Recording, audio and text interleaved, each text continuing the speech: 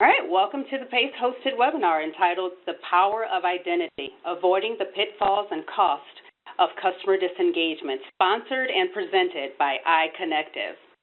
I'm Audrey Godfrey, VP of Business Development for PACE, and I'll serve as your moderator today. But before we begin, there's just a few housekeeping items I'd like to inform you of. This webinar is being recorded. All lines are muted to avoid background noise, and please mute your computer mics and speakers to avoid echo feedback. We'll be taking questions at the end of the presentation, so feel free to type your questions into the chat box located at the right hand of your screen. We'll attempt to answer all questions today, and those we can't get to, we'll be sure to respond via email. So now let's introduce our speakers. Tara Flynn Condon is Director of Product Marketing at iConnective and is responsible for iConnective's product go-to-market strategy and market research and analysis function. Tara analyzes customer and market trends and challenges and identifies ways to apply iConnective technologies to drive revenue streamline through business operations. With over 20 years' experience, Tara is a technology and software industry veteran, serving both tech startups and publicly traded companies in corporate development, marketing, and communications. And then there's Patrick Wilcox, Director of Product Management at iConnective, and he oversees the company's right party verification for messaging offer. In addition to developing right party verification for messaging strategically from conception to development, Patrick also ensures that the product continually aligns with iConnective's business initiatives. With over 16 years of experience in product and program management, Patrick has built numerous products and service suites for leading industry solutions within competitive markets. So Tara, if you'd like to begin now. Excellent. Thank you, Maudrey. Hello to everyone, and thank you for joining us today. So as Maudrey shared, Patrick and I are both part of iConnective. The company has a good bit of heritage, starting its days as part of AT&T, which became Bellcore in 1984. Since that time, the company has developed many of the key technologies relied upon by service providers, regulators, and those who work in the telecom industry. Many know us by the name Telcordia, which we were called for about 13 years, and in 2012, we became a wholly owned subsidiary of Ericsson. So what does iConnective do? We have a wide range of offerings spanning messaging solutions, which we'll be focusing on today, as well as network and operations management, numbering solutions, fraud and identity, and industry registry administration. iConnective is also the administrator for common short codes, as well as the OneM2M App ID registry. Additionally, iConnective has been selected as the FCC-appointed Local Number Portability Administrator, or LNPA, for the NPAC. So let's talk about customer engagement. As a provider of contact center services, you're likely familiar with these types of challenges. Today, you're servicing 5 generations of consumers, each with their own communication preferences. And to make a true connection, you need to engage with them on their terms. So let's take a look at some recent stats. So 64% of customers expect real-time assistance, regardless of the customer service channel they use, be it a phone, text, email, social, or IM. And to further complicate matters, virtually all Americans, 98% of them, switch between devices throughout the day. So the expectation would be that the contact center goes with them. But with all these contact methods, text is coming out ahead. So recent studies, such as one conducted by Open Market, consistently ranks text as the generally preferred method for business notification. So let's look at what this means in the context of omnichannel. So text is well adopted and well used. 97% of Americans text regularly. And with the average open rate of 98%, text is the outreach method that seems to be cutting through the clutter. And text is not only outbound. 80% of millennials say it's the preferred way that they like to engage with businesses. And to add to that, 30% of all text messaging today is B2C. And that number is expected to grow, especially as technologies such as RCS expand on the scene, further enriching and enhancing text communications. So even with these advancements, true customer engagement is not easy.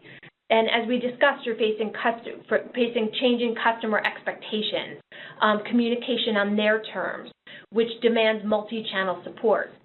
And contact centers are adapting. As contact centers are adapting this approach, their omni-channel approach is evidence of this. But with that progress comes some challenges, two of which we want to get on your radar. So the first is customer movement. A mobile device is the road to customers, but what happens when that road is closed? Over 45 million mobile phone numbers are recycled each year, 45 million. Because that number offers a critical path into the customer, these number changes present tremendous difficulties for those tasked with customer engagement. Where this gets even more complicated leads to our second challenge, regulation. Those who connect with customers via text are subject to the Telephone Consumer Protection Act, or TCPA. And for those who mistakenly reach out to a customer using an out-of-date or a recycled number, the associated penalties with TCPA noncompliance are significant and up to $1,500 per text or per call. So what I'm going to do now is introduce you to Patrick, who will tell you a little bit more about these challenges and how you can help safeguard those critical customer channels you rely on. Patrick? Thanks, Tara. So TCPA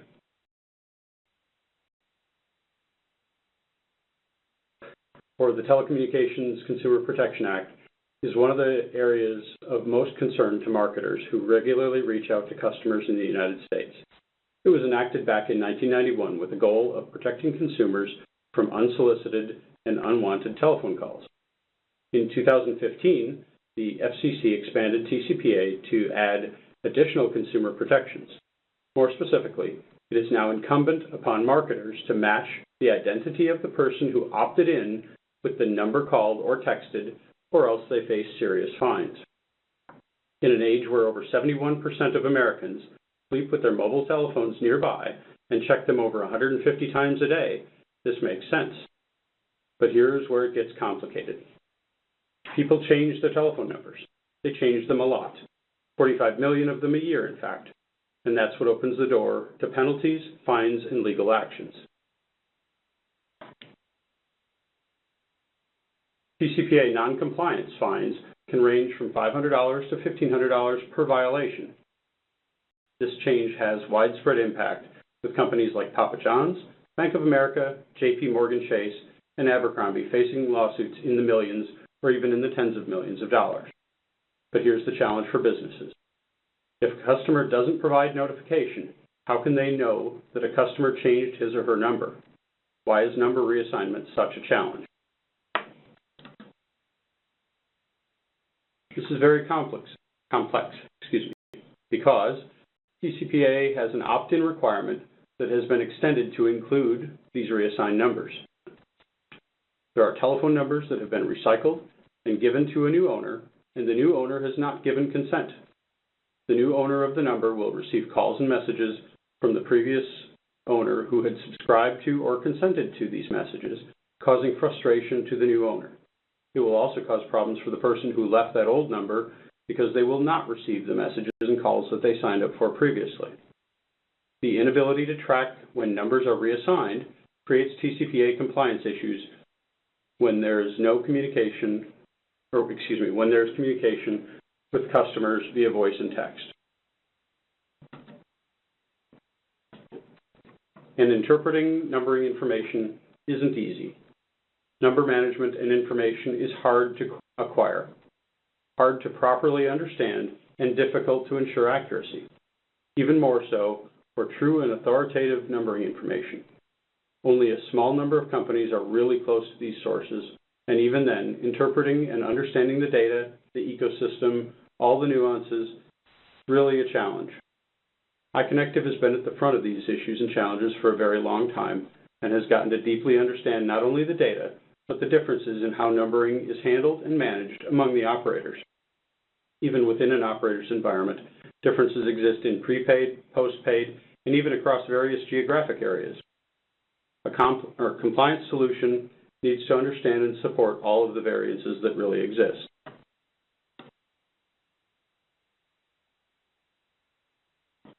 We would highly recommend an outsourced solution to manage right-party verification. We would like to share some tips with you for finding the right partner for your organization. The solution should be simple to use and secure as well. As an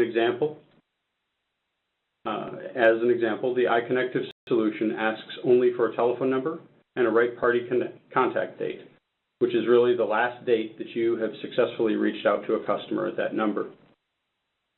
The key is really that your chosen solution should integrate as seamlessly as possible into your business while protecting sensitive data.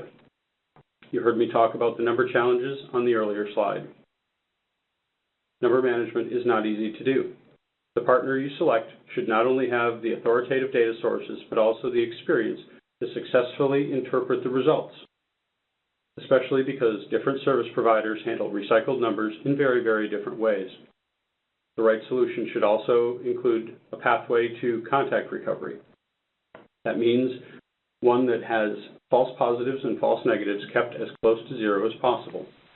With the right information at hand, you can recover contacts, reaching out to them via alternative methods, such as manual dialing, to confirm their information. All of this is with the ultimate goal of engaging customers with confidence. Excellent. Thank you, Patrick. So to talk about a little bit about benefits. So with the right solution and right partner in place, you can discover number changes and keep your databases up to date. You could also protect your customers against financial penalties and legal woes. And furthermore, and most importantly, you could help them protect their brands and reputation by avoiding the spammer label, which will ultimately enable you to engage with confidence. And the time is right for you to take a leading role in educating your customers. In a recent Gartner study, over 89% of companies expect to compete on the basis of customer experience versus 36% just 4 years ago. And as leaders in customer engagement, you are the key to those customers achieving these expectations. Though risks remain. At a May 4th event, FTC Commissioner O'Reilly shared this sobering statistic. There was a 948% increase in litigants involved in TCPA-related lawsuits from 2010 to 2015. So with no immediate changes to the requirements on the horizon, your customers remain vulnerable and are looking for partners like you to help them navigate these choppy waters. As experts in your field, you know the benefits a well-executed customer engagement strategy can gain. And it's about keeping those outreach channels open to help your customers drive revenue while also balancing risk. And you are helping your customers strike that vital balance. So to help you in that mission, we'll end with an educational tool. It's a short video that you can share with your customers to tee up this challenge and present how you are a part of solving it. Today's cell phone is a modern-day concierge, from reminding you about a doctor's appointment, letting you know that a package has arrived, to even alerting you to fraudulent bank transactions. Your phone makes your life easier every day. If you're a digital marketer, however, things are a little more complicated. The Telephone Consumer Protection Act, also known as TCPA, was introduced to protect consumers from harassment by giving digital marketers acceptable and unacceptable rules for consumer engagement. If you ignore the rules and don't comply with the TCPA, you risk penalties and hefty fines. How bad can it get? One pizza delivery company got hit with a settlement figure of $16 million. One major financial institution paid out $75 million in penalties. According to TCPA, the person you contact needs to match the identity of the person who opted in. And with 45 million recycled numbers in the US alone, keeping track of your customers is difficult. and not doing so can be costly, especially when class action lawsuits are becoming more and more common. The good news is that messaging solutions are available today that will help you remain in compliance, and they are simple to use and work seamlessly with mobile marketing. So, do what you do best, engage with your customers, while at the same time avoiding hefty fines or a spammer label. Find out what iConnective can do for your business now.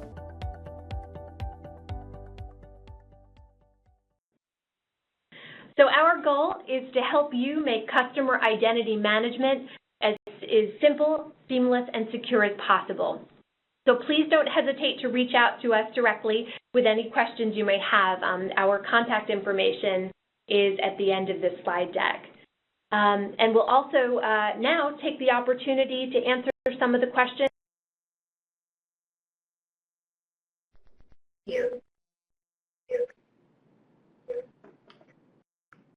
Perfect. Thank you so much for that. And I'm going to ask that we keep our mics muted at this time.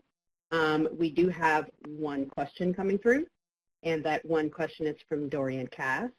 The question is, how often do phone numbers need to be verified?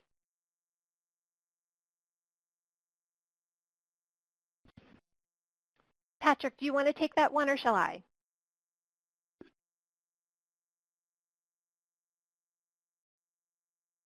Patrick, you might be on mute.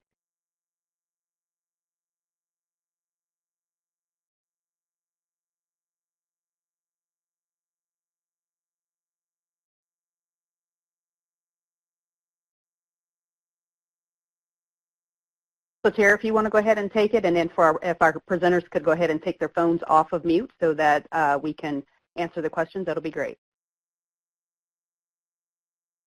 Sounds good. Thank you for the question. So it generally depends on your business. So so it would be certainly so let's look specifically at industries that are most affected by TCPA violations in terms of using litigation as a barometer. So those would be financial services, insurance, debt collection, and major brands, including food and restaurant brands. So companies in those categories would want to check with greater frequency. We might recommend a monitoring solution. In other cases where customers are contacted less seldom, or where you have a smaller database, something on maybe a monthly basis or on a scrub-based basis would work nicely.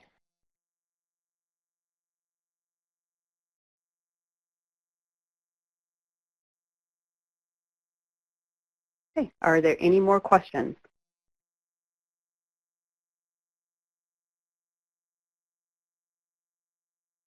Looks like we got one coming through.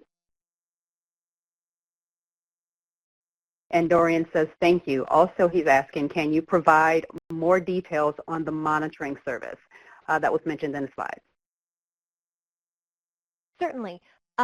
So Patrick can maybe add to this when he dials back in, but at its basics, so it's a monitoring solution that works 24/7, catches number changes as they happen, and makes adjustments.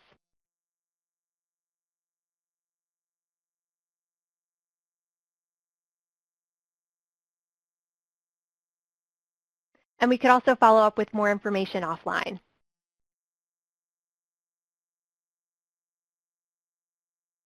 Okay, we have another question from Shane.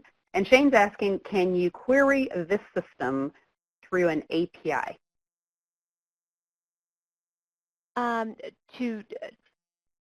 To my knowledge, yes, but I'd want to get a little bit more information from Patrick. And again, we could follow up after the call. Oh, yes.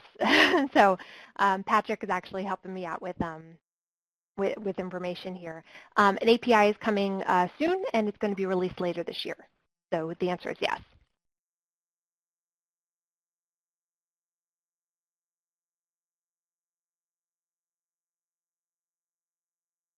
All righty, we've got time for more questions if anybody wants to type more in.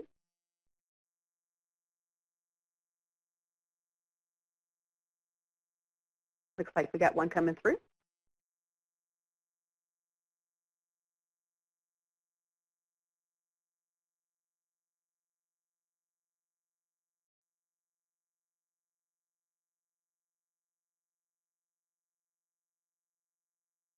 All righty, so Gloria actually has a compliance question, and her question is, do the safe harbor rules apply? So I think in this instance she's referring to kind of SEC-related safe harbor rules. I'm not in a position to speak to that at the moment, but we could certainly get back to her.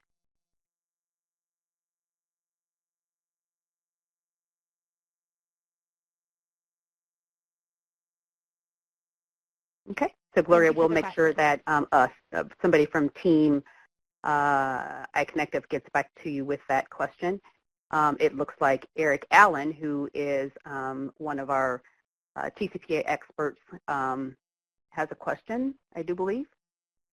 That 900 some odd % increase in TCPA litigation, remind me of what years was that from? So was it 2000 blank to 2017? So just to elaborate a little bit more, Tara, on that information that was within the slide regarding Commissioner Wheeler's, and I think it was, O'Reilly's information. Basically, what years were that from? Okay. Sure. So that specific statistic was from between the years 2010 to 2015, and you'd actually see the full text of that in Commissioner O'Reilly's remarks at a May 4th event.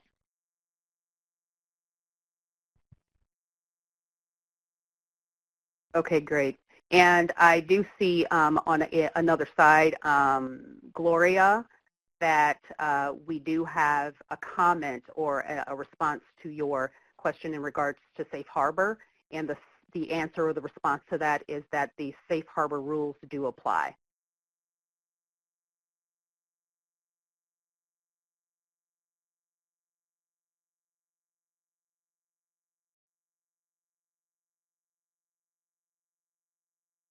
You're very welcome.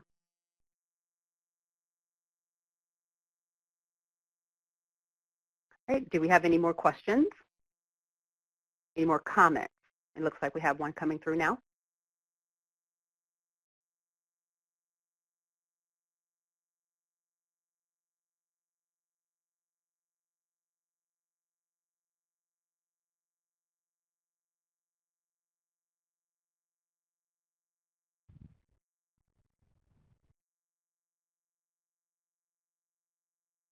Okay, we'll give it just a few more minutes here to see if we have more questions.